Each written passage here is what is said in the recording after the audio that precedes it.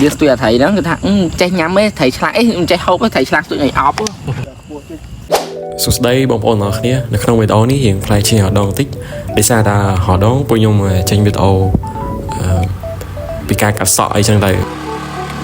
ប៉ុន្តែថ្ងៃនេះពួកយើងសម្រេចចិត្តថាបិទហាងមួយថ្ងៃដើម្បីមករៀនស្ទូចត្រីស្ទូចត្រីមិនកាត់ហូប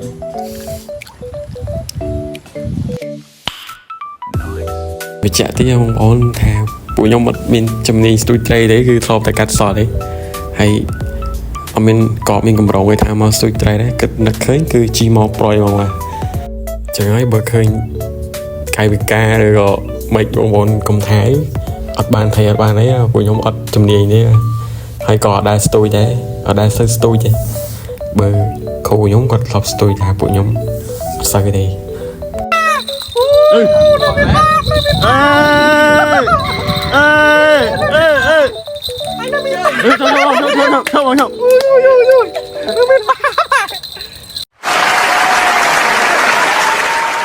từ ngày cứ bạn thấy tầm mùi nắng thì to tè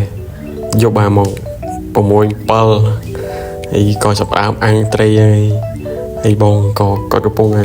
tôi pi nhẹ đi đấy lôi cao việt tên alo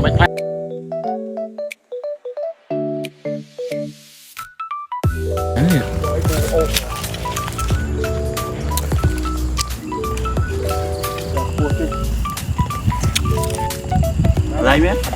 lấy không mau lọp trong đi đá không lọp trong đi đá không cắt lưỡng lại gì ai em chơi gì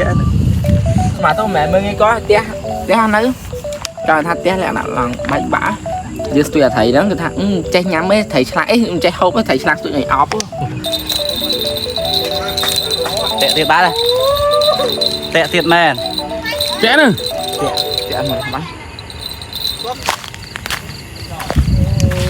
con